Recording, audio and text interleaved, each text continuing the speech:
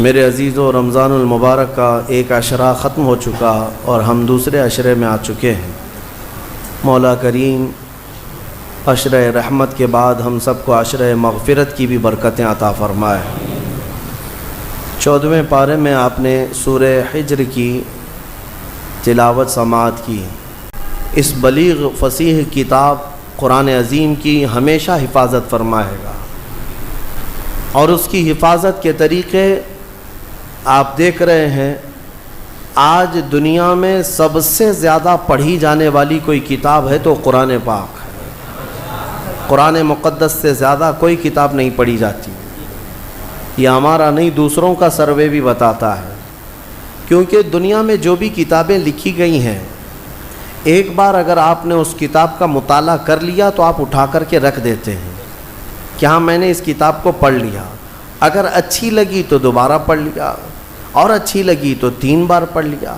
لیکن قرآن کا معاملہ ایسا نہیں کہ ایک بار مطالعہ کر کے رکھ دیا، بلکہ ہر آیت کو 100 مرتبہ بھی پڑھے تو بندہ اس میں تازگی محسوس کرتا ہے کہ اس میں ثواب ہے، اس میں ثواب ہے۔ اور قرآن کبھی پرانا نہیں لگتا۔ ہر سال آپ قرآن رمضان میں سنتے ہیں، کبھی آ کر کے کسی حافظ سے یہ نہیں کہتے اس سال کچھ نیا سناؤ، آپ یہ نہیں کہتے، بلکہ ہر سال حافظ سے الحمدللہ سے ہی سنتے ہیں اور والناس تک ہی سنتے ہیں۔ بلکہ اگر حافظ نے بیچ میں کہیں ادھر ادھر کی دوسری سنا دی تو آپ پکڑتے بھی ہیں، نہیں ہمیں صرف وہی سننا ہے جو میرے مولا نے اپنے رسول پر اتارا۔ تو قرآن عظیم کے سننے کا بھی اور تلاوت کرنے کا بھی پوری دنیا میں سب سے زیادہ ریکارڈ ہے، سب سے زیادہ تلاوت کی جانے والی کتاب ہے۔ اس کے علاوہ اس کا دوسرا ریکارڈ میں آپ کو بتاؤں، پوری دنیا میں سب سے زیادہ یاد کی جانے والی کتاب بھی قرآن پاک ہے۔ اس سے زیادہ کسی کتاب کو یاد نہیں کیا جاتا، یعنی حفظ کرنا، اس کو برزبانی، اس کو بائی ہارٹ ہمیشہ اپنے اندر محفوظ رکھنا، یہ کسی بھی کتاب کے ساتھ نہیں۔ حتیٰ کہ یہ صرف میں مسلمانوں کی بات نہیں کر رہا ہوں، تمام ادیان اور تمام مذاہب کی بات کر رہا ہوں۔ عیسائیوں کو انجیل یاد نہیں، یہودیوں کو تورات یاد نہیں، ہندوؤں کو وید اور ان کے بڑے بڑے پران یاد نہیں، لیکن مسلمانوں میں لاکھوں بچے ہیں جو قرآن پاک اپنے سینے میں رکھتے ہیں۔ 7 سال کے بچے سے لے کر 70 سال تک کے بوڑھے تک بھی آپ کو حافظ قرآن ضرور ملیں گے۔ اور ایک بات اس کی خصوصیت یہ ہے کہ چاہے بائبل ہو یا کوئی بھی دوسری کتابیں، جتنی بھی مقدس کتابیں ہیں، اس کے پڑھنے والے خاص لوگ ہوتے ہیں، اس کے پڑھنے والے خاص لوگ ہیں، کسی ایک ذات سے، کسی ایک برادری سے تعلق رکھتے ہیں۔ ویدوں کو اور ان کی مقدس پرانوں کو چھونے والے، اٹھانے والے، پڑھنے والے پنڈت ہوا کرتے ہیں، اور برہمن خاندان سے ہوا کرتے ہیں، مخصوص لوگ ہوتے ہیں۔ اسی طرح سے بائبل کے اور تلمود کی اور تورات کی آیتوں کو یاد کرنے والے ایک خاص طبقے کے لوگ ہوا کرتے ہیں، اور بھی دیگر جگہ آپ دیکھیں۔ لیکن قرآن کی یہ خصوصیت ہے کہ یہ کسی خاندان سے خاص نہیں کیا گیا کہ قرآن صرف سید لوگ ہی پڑھیں گے، پٹھان نہیں پڑھے گا۔ قرآن کی یہ خصوصیت ہے کہ اگر کسی کسان کا بچہ بھی اٹھا لے تو حافظ قرآن بنتا ہے، اور اگر وہ حافظ قرآن بن گیا تو ہمیں اسے امام بنانے میں کوئی شرم کی بات بھی نہیں ہے۔ ہمارے یہاں یہ کاسٹزم نہیں ہے، یہ نہیں ہے قرآن کی یہ خصوصیت۔ اس کا ایک اور ریکارڈ میں آپ کو بتا دوں، سب سے زیادہ پڑھی جانے والی، سب سے زیادہ سنی جانے والی، سب سے زیادہ یاد کی جانے والی کتاب، اور دنیا میں سب سے زیادہ پرنٹ ہونے والی، چھپنے والی بھی کتاب قرآن پاک۔ سب سے زیادہ چھپنے والی کتاب قرآن عظیم، کروڑوں کی تعداد میں۔ اور ایک ریکارڈ میں اس کا بتاؤں قرآن عظیم کو، کہ دنیا میں اور بھی نسخے پرانے جو رکھے گئے ہیں پرانی کتابوں کے، کوئی 400 سال پرانا نسخہ کوئی 300 سال پرانا نسخہ پہلے زمانے کے جو ہاتھوں سے لکھے ہوئے موجود ہیں، لیکن صرف اور صرف قرآن کی یہ تخصیص ہے کہ جو سیدنا عثمان غنی رضی اللہ تعالیٰ عنہ نے اپنے ہاتھوں سے لکھا وہ آج بھی ترکی میں محفوظ ہے، اور اس کی لیبارٹری میں جانچ بھی ہو چکی ہے فورینسک، اور اس کی پرانا ہونے کی تصدیق بھی سائنس نے کر چکی ہے۔ قرآن پاک کا اصل نسخہ آج بھی موجود ہے، آج بھی موجود ہے، جو حضور کے زمانے میں تھا۔ تو اس کی یہ خصوصیت ہے۔ اس کے علاوہ میں آپ کو بتاؤں، قرآن کی اگر اللہ نے حفاظت کے طریقے جو رکھے ہیں، اللہ اکبر، بہت الگ انداز کے ہیں۔ شاید دنیا میں کوئی کتاب ایسی نہیں ہوگی جس کے سورے گنے گئے ہوں، جس کے پارے گنے گئے ہوں، جس کے رکوع گنے گئے ہوں۔ قرآن کو پوری طرح سے بند کر کے رکھا گیا ہے۔ 30 پارے ہیں، 114 سورے ہیں، 540 رکوع ہیں، یہ سب گن کر کے رکھے گئے۔ اتنا ہی نہیں، آیتیں بھی گنی جا چکی ہیں، آیتیں بھی محفوظ ہیں۔ پورے قرآن پاک میں 6600 جو سمتھنگ آیتیں ہیں، سب محفوظ ہیں۔ یہ تو ہو گیا پارے، سورے، رکوع اور آیتیں ہیں۔ حتیٰ کہ محققین نے حروف بھی گن کے رکھے ہیں۔ حروف تو چھوڑیں، جتنے زبر آئے وہ بھی گنے جا چکے ہیں، زیر کتنے آئے وہ بھی گنے جا چکے ہیں، پیش کتنے ہیں وہ بھی گنے جا چکے ہیں۔ یہ سب ہونے کے بعد پورے قرآن میں نقطے کتنے ہیں یہ بھی گنے جا چکے ہیں۔ اب اور مجھے بتاؤ، کوئی اور کتاب لا کر دکھاؤ جس کی حفاظت کا اتنا اہتمام کیا گیا ہو۔ کوئی ہے کتاب اتنا اہتمام کیا گیا ہو کہ اس کی ایک ایک ذرے کو محفوظ رکھا گیا ہو؟ اتنے احترام کے ساتھ اور اہتمام کے ساتھ قرآن کی حفاظت کی گئی ہے۔ پھر بھی یہ چھپے ہوئے قرآن کو اگر کوئی سمجھتا ہے کہ اس کو پھاڑ دینے سے، جلا دینے سے، ختم کرنے سے قرآن چلا جائے گا، تو وہ منحوس اور ایسا بیوقوف جس کو جو عقل سے پیدل ہے، اسے سمجھ نہیں کہ قرآن جو ہے یہ چھپے ہوئے کتاب میں یا اوراق میں جو ہے، اسے نہیں کہتے، یہ مصحف ہے، یہ مصحف ہے۔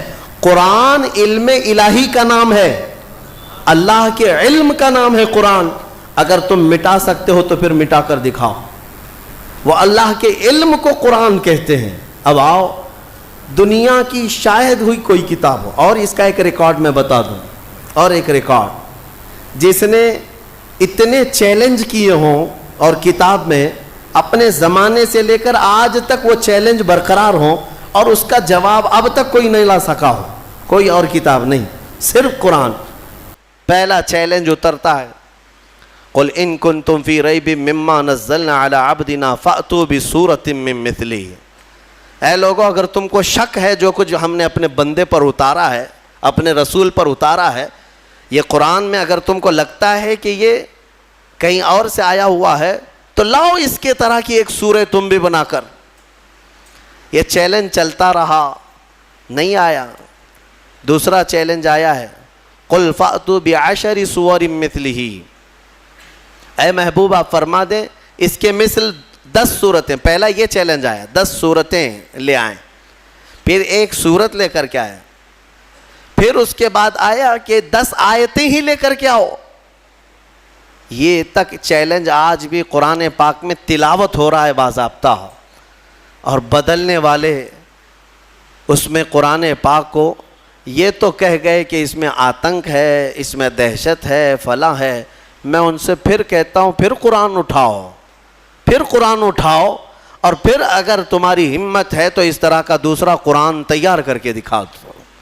صرف اور صرف عربی میں لکھ دینا یہ کمال کی بات نہیں، قرآن کو جو حساب سے جوڑ کر رکھا گیا ہے میرے عزیزو، پوری دنیا، بلکہ یہ بھی قرآن کا ہی حکم ہے۔ اللہ فرماتا ہے لَإِنِ اجْتَمَعَتِ الْإِنسُ وَالْجِنُّ عَلَىٰ أَن يَأْتُوا بِمِثْلِ هَذَا الْقُرْآنِ، سارے انسان اور سارے جنات جمع ہو جائیں اور سب مل کر کے ایک دوسرے کی مدد کریں، عَلَىٰ أَن يَأْتُوا بِمِثْلِ هَذَا الْقُرْآنِ، ایک اس کی طرح قرآن لا سکیں۔ اللہ فرما رہا ہے سب مل کر کے کوشش کر لیں، لا یأتون بمثلہ، یہ ہرگز اس کے برابر، اس کے مثل لا نہیں سکیں گے، نہیں لا سکیں گے۔ سارے انسانوں کو اللہ تعالیٰ فرما رہا ہے، اور کوئی کتاب ایسی تمہارے نظر سے گزری ہو تو میرے سامنے لے آؤ، جو کھل کر کے اس طرح چیلنج کر رہی ہو کہ 1400 سال سے کہ قرآن کی طرح کوئی اور کتاب لے آؤ، کوئی اور سورے لے آؤ، کوئی اور آیتیں لے آؤ۔ 1400 سال سے میرے عزیزو قرآن کی حقانیت اور حفاظت کی سب سے بڑی دلیلیں ہیں۔ اور اس کے علاوہ قرآن پاک یہ معجز کلام ایسا ہے کہ اس میں غیب کی خبریں، ماضی کے اخبار، آنے والی حالتوں کے اخبار، ساری چیزیں بیان کی جا چکی ہیں۔ اور مولا فرماتا ہے وَلَا رَطْبٍ وَلَا يَابِسٍ إِلَّا فِي كِتَابٍ مُبِينٍ، نہ کوئی خشک چیز نہ کوئی تر چیز رہ گئی، کوئی چیز باقی نہیں رہی جس کو ہم نے قرآن میں بیان نہ کیا ہو۔ آج ہی ہم نے تلاوت بھی کیا ہے، آج کے 14ویں پارے میں اللہ تعالیٰ نے فرمایا وَنَزَّلْنَا عَلَيْكَ الْقُرْآنَ تِبْيَانًا لِكُلِّ شَيْءٍ، ہم نے ہر چیز کا واضح بیان قرآن میں اتار دیا ہے۔ اس کتاب میں ہم نے واضح بیان کر دیا ہے۔ حضرت عبداللہ ابن عباس رضی اللہ تعالیٰ عنہ ایک مفسر بھی ہیں اور حضور صلی اللہ تعالیٰ علیہ وسلم کے چچا حضرت عباس کے بیٹے ہیں، حضور کی شاگردی میں قرآن پڑھا ہے۔ وہ کہتے ہیں کہ اگر میرے اونٹ کے گلے کی رسی بھی گم ہو جائے تو میں قرآن سے ڈھونڈ لوں گا، اتنا علم ان کے پاس تھا۔ میرے عزیزو اونٹ کی رسی اور قرآن کا کیا تعلق ہے؟ لیکن ان کے کہنے کا مطلب یہی ہے کہ دنیا کی کوئی بھی چیز تم لے آؤ میں اس کو قرآن سے حل کر کے دکھاؤں گا۔ قرآن تمام علوم کا خزینہ ہے اور اللہ تبارک و تعالیٰ اس کی حفاظت کا ضامن ہے، کچھ نہیں ہوگا قرآن پاک کا، کچھ نہیں ہوگا۔ آج کے زمانے میں ہم نے ایک حادثہ دیکھا، دلی میں بیٹھ کر وسیم رافضی نام کا ایک ملعون نطفہ ناپلید جو دوسروں کی جھولی میں پلتا رہا، دوسروں کے فضلے کھاتا رہا، اور کسی اور کا پالا ہوا بندہ اٹھ کر کے اچانک قرآن پر حملے کرنے لگا کہ میں قرآن کو بدل دیتا ہوں اور دوسرا قرآن لے آتا ہوں۔ دوسرا قرآن مطلب 26 آیتیں نکال کر کے، جو قرآن کی اصل آیتیں وہ نکال کر کے حذف کر کے ایک نیا قرآن لے آؤں گا۔ کتنے دن چلا اس کا قرآن؟ ابھی تو ہم بھی زندہ ہیں، ابھی ہم بھی زندہ ہیں، ہماری نسلوں کی تو بات چھوڑو۔ کہاں گئے صاحب جو چیلنج کر رہے تھے قرآن نیا لائیں گے سب کو؟ مدرسوں میں اس خبیث نے قرآن بھیجا تھا ایڈریس پہ، کئی مدرسوں میں پارسل بھیجا تھا کہ یہ قرآن اب پڑھایا کیجئے۔ جرأت اور ہمت دیکھیں، ابھی انجام آنا باقی ہے میرے عزیزو۔ جب جب کسی نے قرآن کو بدلنے کی کوشش کی ہے، مولا پوری اس کی ذات کو بدل دیا ہے، اس کی پوری حیثیت کو بدل کر رکھا۔ ہاں ابھی انجام دیکھنا باقی ہے، آپ انشاءاللہ اپنی آنکھوں سے دیکھیں گے رب ذوالجلال کی پکڑ کیسی آتی ہے۔ کیونکہ میرے گھر کے ساتھ چھیڑ چھاڑ کر رہے ہو الگ بات ہے، میرے کپڑے کے ساتھ چھیڑ چھاڑ کر رہے ہو الگ بات ہے، لیکن مولا نے جس کے بارے میں وعدہ کیا کہ ہم نے قرآن کو اتارا اور ہم ہی اس کی حفاظت کریں گے، اور تم اس کے علم کے ساتھ چھیڑ چھاڑ کرو، اب پھر اللہ سے جنگ کرو، پھر اللہ سے جنگ کرنے کا انجام وہ خود بھگتیں گے۔ لیکن مسلمانوں سے میں یہ کہنا چاہوں گا، ہمیں قرآن پاک کے ضائع ہونے کا بالکل خوف نہیں ہے، ضائع ہونے کا خوف نہیں ہے، انشاءاللہ یہ صبح قیامت تک باقی رہے گا۔ لیکن میرے عزیزو تم پر کہیں ایسی مصیبتیں نہ آئیں کہ قرآن تم سے روٹھ جائے، قرآن تم سے دور ہو جائے۔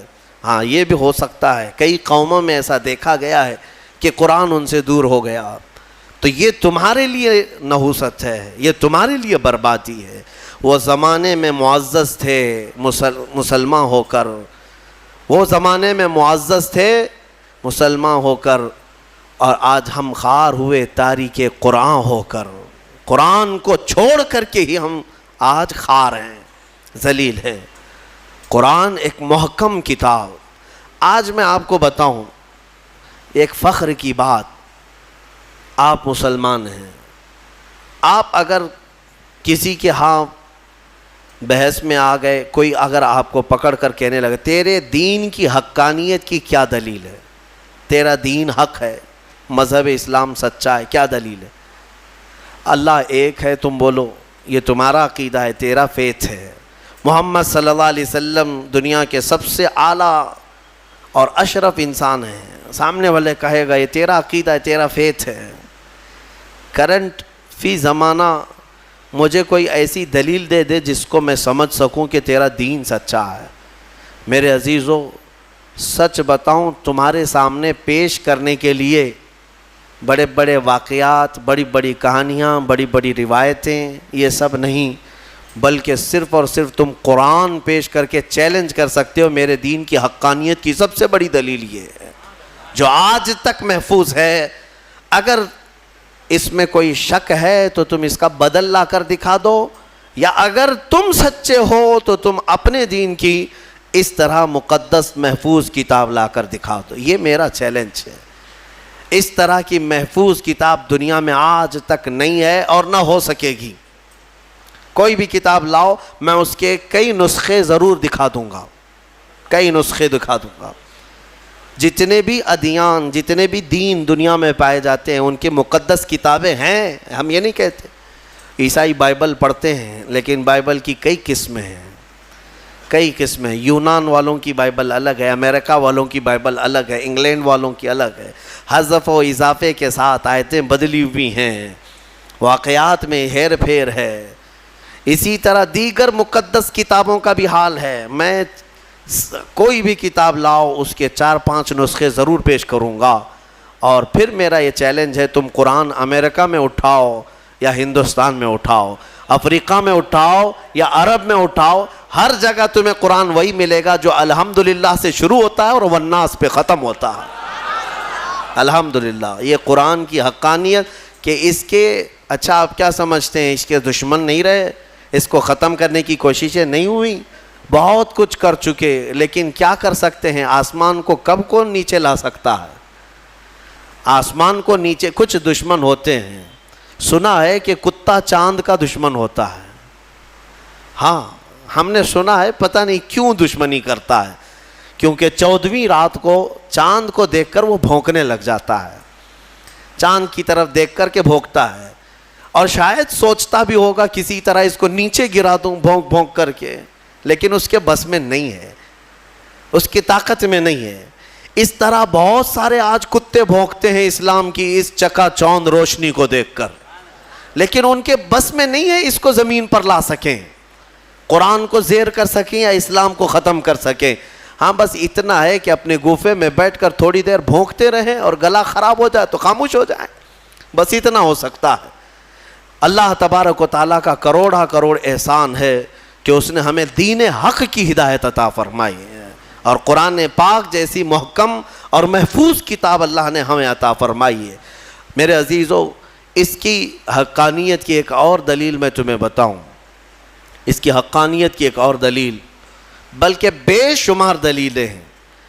ایک بات میں آپ کو بتا دوں، ہمارا یہ مزاج نہیں کہ قرآن کو ہم سائنس سے پروف کریں، ضروری نہیں ہم قرآن کو پروف کرنے کے لیے سائنس، فزکس، کیمسٹری، جغرافی، میتھس ان سب کے سہارے لینا، یہ ہمارا مزاج نہیں۔ لیکن اگر کوئی اس بات کا تقاضا کرے کہ کیا قرآن میں میتھس بھی ہے، کیا قرآن میں سائنس کی تھیوریز بھی ہیں، تب پھر ہم اس کو دلیل کے طور پر کچھ چیزیں پیش کرتے ہیں، ورنہ قرآن کی حقانیت کو ثابت کرنے کے لیے ہم یہ سب چیزوں کے محتاج نہیں ہیں۔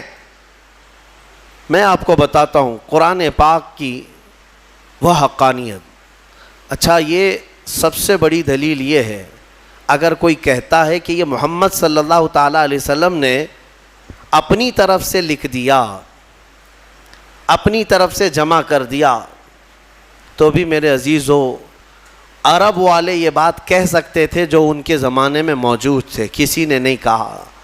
جو ان کے جانی دشمن تھے وہ بھی نہیں کہہ سکے، کیونکہ سبوں نے دیکھا کہ اللہ نے انتظام ہی ایسا کیا کہ پوری زندگی میرے آقا صلی اللہ تعالیٰ علیہ وسلم کسی کے ہاں درس لینے کے لیے گئے ہی نہیں۔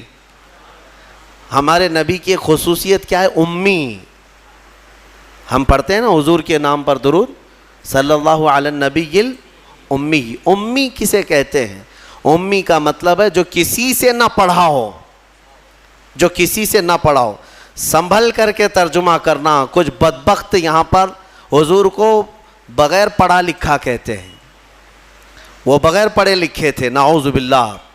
یہ جاہل کیا سمجھے جو پوری کائنات کا معلم بن کر کے آیا ہو, جس کے بارے میں قرآن کہتا ہے الرحمن علم القرآن, وہ رحمان ہے جس نے قرآن تمہیں سکھایا ہے, تم اس کو بے پڑھا لکھا کہتے ہو.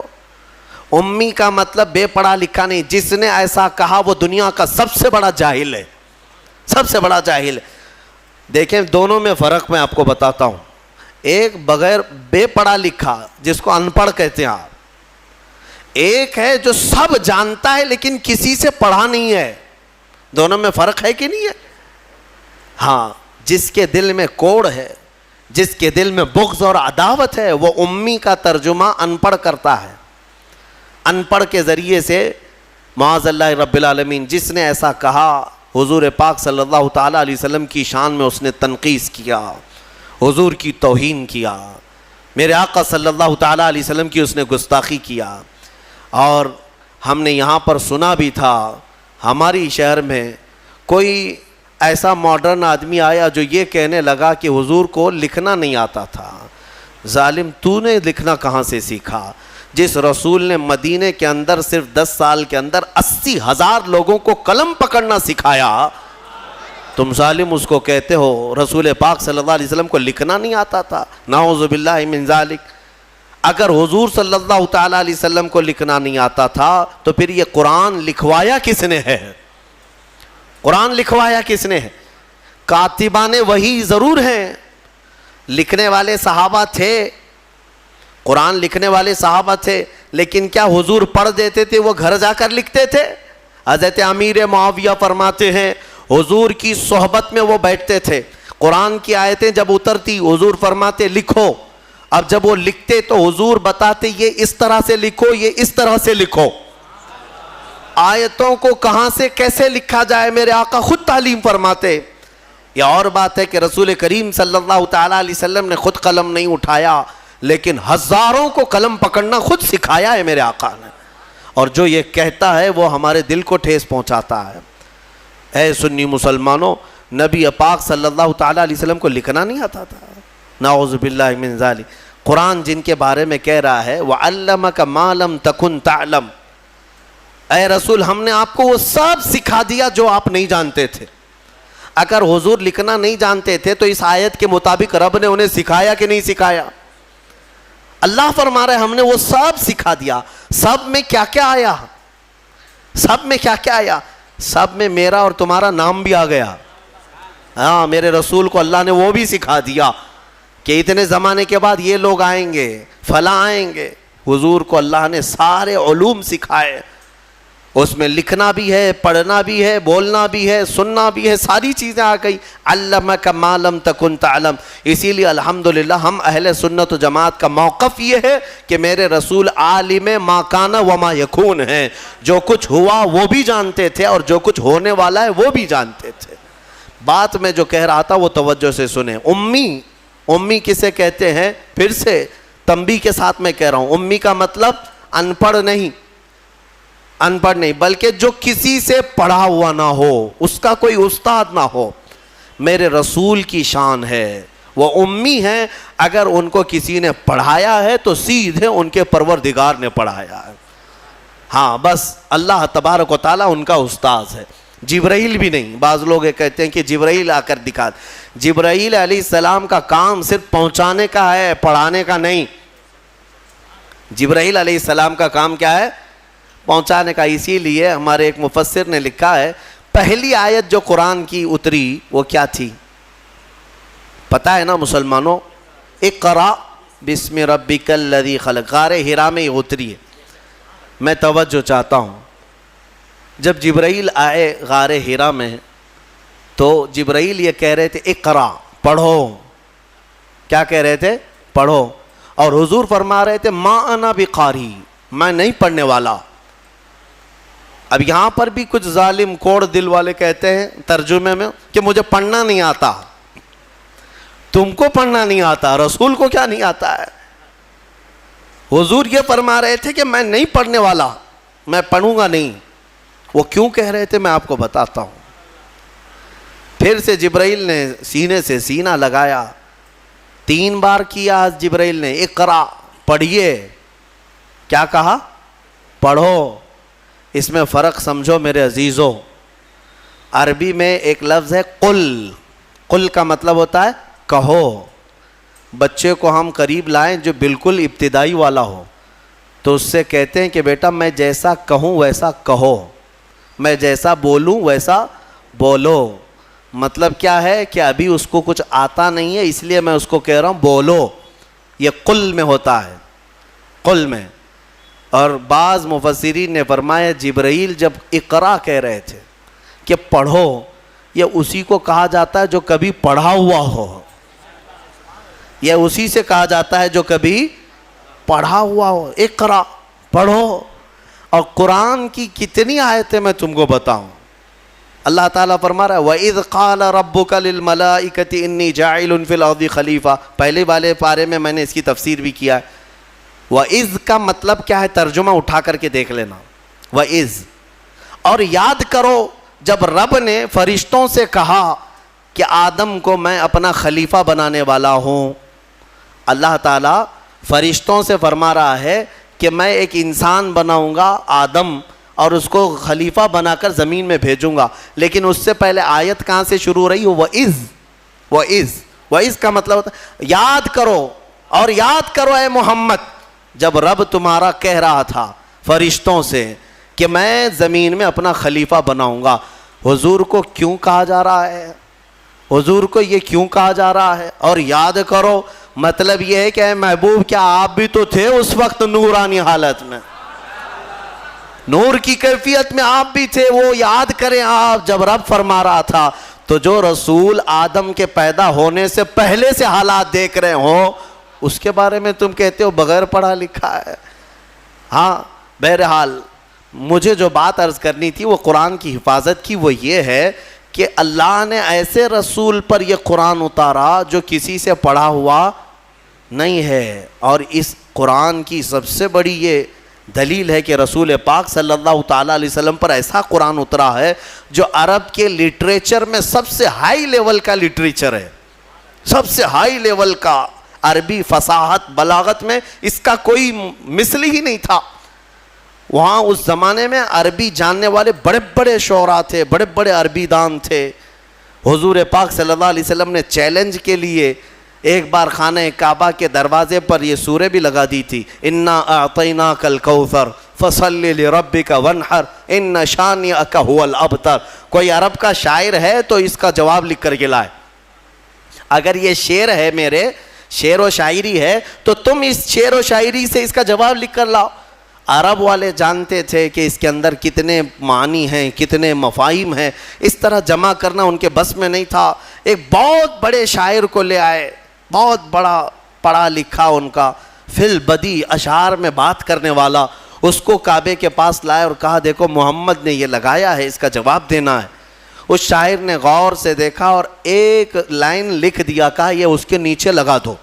ایک لائن لکھ کر کے کہا اس کا جواب میری طرف سے یہ ہے. کیا تھا؟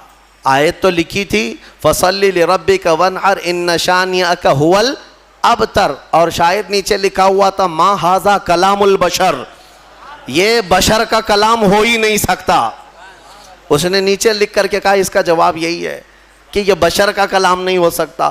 اس وقت کے لوگوں نے اس کے اعجاز کو سمجھ لیا تھا قرآن عظیم کو کہ یہ محمد صلی اللہ علیہ وسلم کا اپنے پیٹ سے نکالا ہوا نہیں ہے یہ، بلکہ یہ اللہ رب العزت کی طرف سے کوئی تو ہے جو ان پر اتار رہا ہے یہ آیتیں. آپ کو ایک حیرت کی بات میں بتاتا ہوں. امریکہ کا جو انکشاف ہوا یہ تو بہت سالوں بعد پتہ چلا نا کہ اس وقت اس طرف بھی ایک دنیا ہے. بہرحال اٹلانٹک اوشین میں جو یعنی سمندری سفر کا ماہر ایک بڑا مورخ بھی ہے، دانشور بھی ہے، پڑھا لکھا آدمی ہے اور وہ سائنٹسٹ بھی ہے. وہ سمندری سفر میں اٹلانٹک اوشین سے گزرتے ہوئے ایک علاقہ دیکھتا ہے جہاں سے اس کا جہاز گزر رہا تھا، تو وہ ایک ایسی جگہ آئی جہاں اتنا اندھیرا ہے کہ سورج کی ایک کرن بھی نہیں پڑتی، وہاں پر ایک کرن بھی نہیں آتی. اور جب جہاز وہاں چلا جائے تو اس نے کہا ہاتھ باہر نکالو تو بھی نظر نہ آئے، اتنا اندھیرا ہے، ایک علاقہ ہے سمندر کے بعد.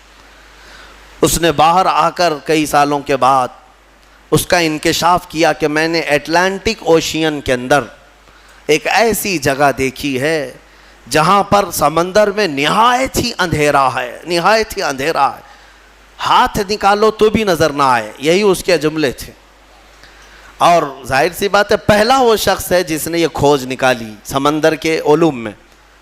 لیکن جب اس نے نکالا تو علماء ربانیین نے سن کر کے کہا قرآن پاک کی آیتیں پڑھو. سورہ نور 18ویں پارے میں اللہ تعالیٰ فرماتا ہے او کظلمات فی بحر اللجی یغشاہ موج من فوقہ سحاب ظلمات بعضها فوق بعض اذا اخرج یدہ لم یکد یراها ومن لم یجعل اللہ له نورا فما له من نور. اللہ فرماتا ہے مثال دیتے ہوئے کہ ایک اندھیری ایسی ہے کہ اندھیریوں پر اندھیریاں ہم نے ڈال رکھی ہیں، اندھیریوں پر اندھیریاں ایسی ڈال رکھی ہیں اذا اخرج یدہ لم یکد یراہا، اگر کوئی وہاں ہاتھ بھی نکالے تو اسے ہاتھ بھی نظر نہیں آئے گا. ہاتھ بھی نکال قرآن میں موجود ہے.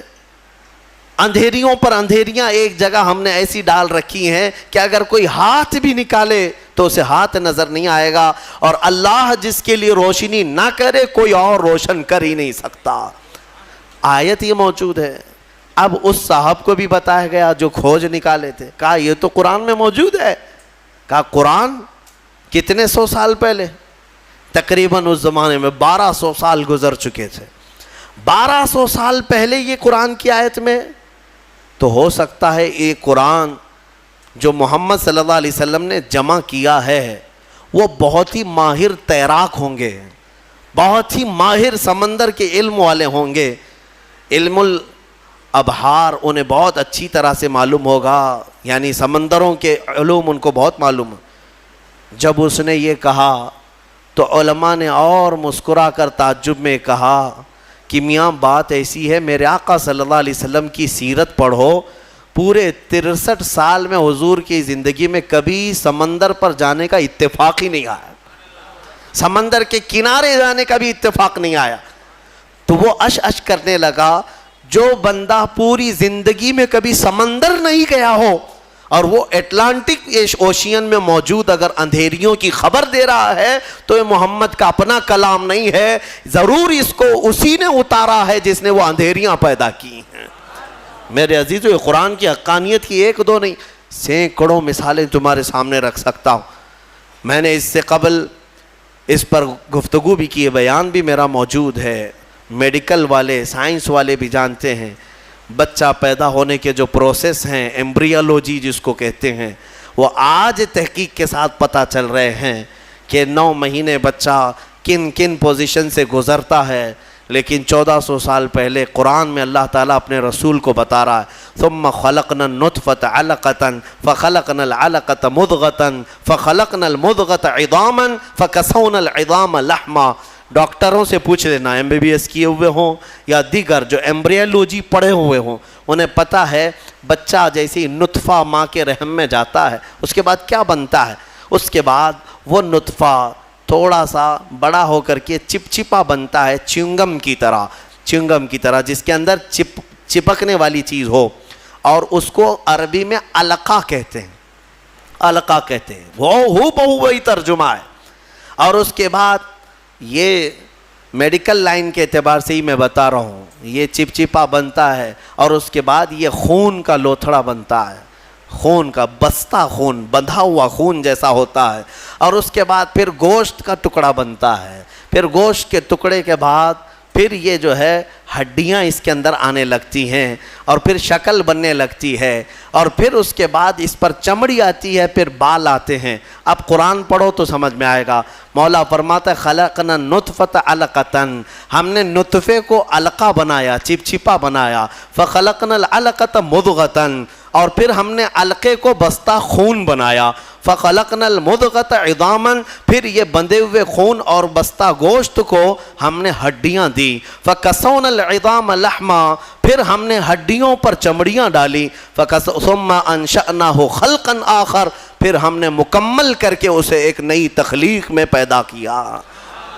میرے عزیزو، قرآن ایک جگہ نہیں، یہ آیتیں 3 سے 4 جگہ قرآن پاک میں پورے پروسیس کے ساتھ ہے۔ مجھے بتاؤ 1400 سال پہلے کون سا سونوگرافی تھا، کون سا سٹی اسکین تھا، کون سا ایکس رے مشین تھی، کون سی ایسی چیز تھی جو ماں کے پیٹ میں کیسے پروسیس ہوتا ہے بتا سکے؟ اگر میرے آقا صلی اللہ تعالیٰ علیہ وسلم نے قرآن کے ذریعے سے یہ بتایا ہے تو یقیناً قرآن اللہ کی کتاب ہے جو خود ماؤں کے پیٹ میں بچوں کی تخلیق فرماتا ہے۔ بہرحال مجھے بات صرف اتنی عرض کرنی ہے کہ قرآن کو تم نے چھوڑا ہے میرے عزیزو، جس کی وجہ سے آج ہماری حالات ہے۔ کاش ایک بار قرآن پھر سے اٹھا لو۔ میں قسم رب ذوالجلال کی، اللہ تبارک و تعالیٰ کا وعدہ تمہیں یاد دلا رہا ہوں۔ مولا نے قرآن میں فرمایا کان حقا علینا نصر المؤمنین، ہم نے اپنے اوپر لازم کر لیا ہے کہ ایمان والوں کی مدد کریں گے۔ ہم نے ابھی قرآن میں پڑھا ہے ان یکم منکم 20 صابرون یغلبوا 200، اگر تم میں 20 لوگ صبر والے آ جائیں، مولا فرماتا ہے میں 200 پر انہیں بھاری کر دوں گا، 200 پر بھاری کر دوں گا۔ یہ سب وعدے تمہارے لیے ہیں، لیکن اب کیا ہوگا؟ اسی لیے کسی شاعر نے کہا تھا اب فقط شور مچانے سے نہیں کچھ ہوگا، اور یوں ہی ہونٹوں کو ہلانے سے کچھ نہیں ہوگا۔ تمہیں اب اس قرآن پاک کو اٹھا کر دیکھنا ہوگا کہ عملی زندگی کیا ہے۔ بڑے بڑے سائنسدان، بڑے بڑے مورخین قرآن پڑھتے رہے، آج بھی پڑھ رہے ہیں اور تحقیقات کر رہے ہیں۔ افسوس ہے کہ ہماری قوم میں ایک بڑا طبقہ قرآن سمجھنا تو دور کی بات ہے، پڑھنا بھی نہیں جانتے۔ جو پڑھنا نہیں جانتے، یہی تو حال ہے کہ ہم نے دیکھا ہے بڑی بڑی محفلیں، تمہیں قوالی میں تو اتنا جوش آتا ہے، تھرکتے رہتے ہو، ناچتے رہتے ہو، کون سا جوش ہے؟ ہاں، تم یہاں پر کسی محفل میں بیٹھ کر کے کچھ اشعار سنو تو تمہارے جسم میں وجد آنے لگتا ہے۔ بعض لوگ یہ کہتے ہیں یہ وجد ہے، وجد ہے۔ ارے اللہ کا کلام سن کر کوئی وجد نہیں آیا، قرآن پاک سننے کے بعد تمہارے رونگٹے کھڑے نہیں ہوئے؟ کیا کھڑے ہوں گے؟ سمجھ میں آتے تو نا۔ قرآن کی آیتیں آج بھی پتھر دلوں کو بھی پانی کر دیتی ہیں۔ تمہیں پتہ ہے فضیل بن عیاض اپنے زمانے کے بڑے ڈاکو، بغداد کے راستے پر جو بھی قافلہ گزرتا لوٹ مار کرتے تھے، لیکن ایک قاری قرآن اونٹ پر بیٹھ کر تلاوت کرتے ہوئے جا رہا تھا اور 27ویں پارے کی آیت تلاوت کر رہا تھا، أَلَمْ يَأْنِ لِلَّذِينَ آمَنُوا أَن تَخْشَعَ قُلُوبَهُمْ لِذِكْرِ اللَّهِ، کیا ایمان والوں کو ابھی وہ وقت نہیں آیا کہ اللہ کے ذکر سے ان کا دل ڈولنے لگ جائے، ہلنے لگ جائے، وہ توبہ کر لیں؟ اتنی آیت سنی تھی، فضیل بن عیاض کے ہاتھ کانپنے لگے۔ کیوں؟ عربی سمجھتے تھے، ڈاکہ زنی کرتے تھے لیکن عربی معلوم تھی۔ لیکن ایک قاری قرآن سے جب یہ آیت سنی، دل پر ایسے گزرنے لگی، ہتھیار پھینک دیا، ساری چیزیں پھینک دی اور چیخنے لگے آن لنا ربنا، آن لنا ربنا، اے ہمارے رب وہ وقت آ گیا، وہ وقت آ گیا، مجھے تو اپنی بارگاہ میں لے لے۔ اور پھر ایسی توبہ کی، ایسی توبہ کی، اللہ اکبر۔ اس کے بعد جو ان کی زندگی میں تبدیلی آئی جانتے ہیں؟ فضیل بن عیاض اولیاء کرام کی جماعت میں سند کا نام ہے آج، اتنا بڑا مقام ہے کہ سیدنا غوث اعظم عبد القادر جیلانی رضی اللہ تعالیٰ عنہ بھی ادب کیا کرتے تھے۔ فضیل بن عیاض کا نام آئے تو وہ کس سے ان کی زندگی بدلی؟ قرآن کی آیت نے بدل دیا۔ آج بھی قرآن پاک سمجھ جاؤ تو تمہاری آنکھیں بہنے لگ جائیں۔ یہاں تو تراویح کی 4 رکعت جسے بھاری لگتی ہو وہ قرآن کیا سمجھے گا؟ ہاں، لوگوں کو ایسا ہی لگتا ہے کہ بالکل شتابدی ایکسپریس والی جہاں تراویح ہوتی وہاں پڑھنا چاہیے، 15 منٹ میں پورا ہو جائے، کچھ بھی پڑھتا رہے ہو، عربی پڑھے کہ چائنیز پڑھے کہ جرمنی پڑھے، ہاں بس یہ ہے کہ تڑ جلدی سے نکالتے۔ مسلمانوں، کیا یہ بوجھ ہے تراویح جس کو تم اپنے کندھوں سے ہٹا کر بھاگنا چاہتے ہو؟ مزاج تو یہ بناؤ کہ قرآن ہمیں ویسا سنایا جائے جیسے رسول پاک کے زمانے میں سنایا جاتا. قرآن سنیں تو ہمیں رسول پاک کا مدینہ یاد آ جائے. قرآن کے نغمات آج بھی اس کی قراتیں لوگوں کو رلا دیتی ہیں, تمہیں اندازہ بھی نہیں ہے. کئی انگریز مصر میں نے دیکھا ہے, کئی انگریز جن کو قرآن سنایا گیا اور انہیں معلوم تھا تو وہ رو پڑے. ایک فرانس کا بہت بڑا ڈاکٹر تھا اسکندریہ میں, ایک ہمارے بڑے شیخ ہیں, وہ قرآن کی تلاوت کرتے تھے تو وہ اپنی ڈاکٹریٹ پہ بڑا فخر کرتا تھا. صرف وہ حضرت کی قرآن کی تلاوت سننے کے لیے وہ باہر کھڑا رہتا. کئی دن کے بعد وہ ساری چیزیں چھوڑ کر کے اندر آیا اور کہا, اس کی جو مٹھاس ہے اور اس کی جو لذت ہے مجھے دنیا میں کہیں نہ ملی, مجھے اسی دامن میں داخل کر لیا جائے.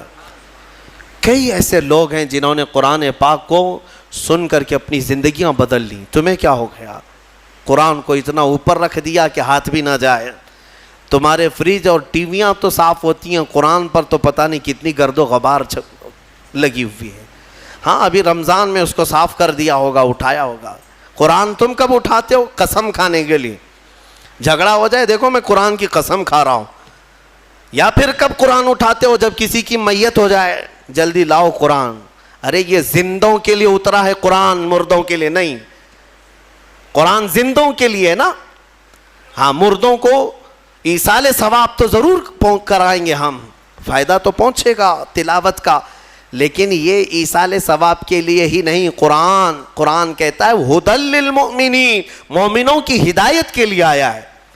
ہدایت چھوڑ کر کے تم دکان کی اوپننگ کے لیے, گھر کی ٹھنڈک کرانا ہے, اوپننگ کرانا ہے, اور پھر ماں باپ کی میت ہو گئی ہے, اور پھر کیا ہے جھگڑے میں قسم کھانا ہے. یہی ساری چیزیں قرآن اٹھانے کی ہے.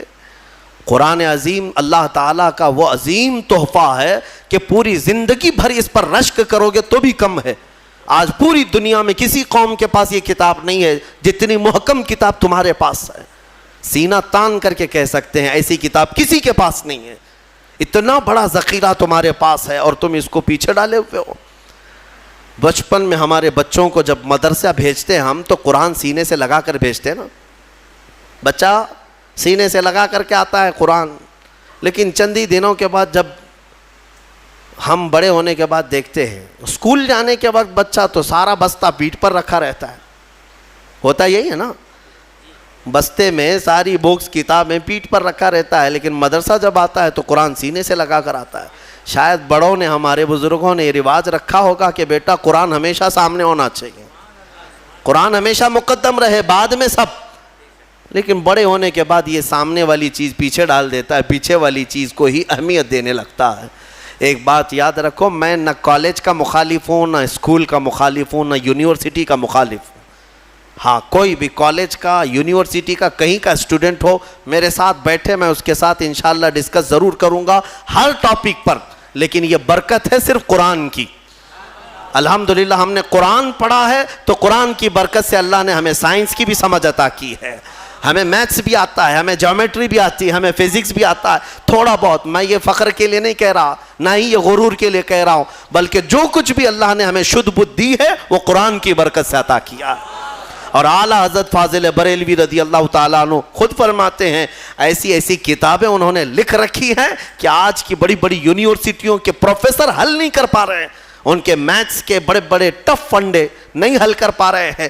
قبلہ پہچاننے کے علوم آج بھی کتاب لکھی ہوئی ہے, جیومیٹری پر لکھی ہوئی ہے, علم رمل پر, علم جفر پر اور زیجات پر, ایسے ایسے علم ہے جس کے نام بھی تم نے نہیں سنے ہوں گے. اور اعلیٰ حضرت یہ کہاں جا کر پڑھے تھے, کون سے مدرسے میں؟ یہ فن, یہ علوم آج پورے ہندوستان کے مدرسوں میں نہیں پڑھائے جاتے. اعلیٰ حضرت کہاں سے پڑھے؟ خود فرماتے ہیں یہ صرف اور صرف قرآن اور حدیث رسول کی برکت ہے.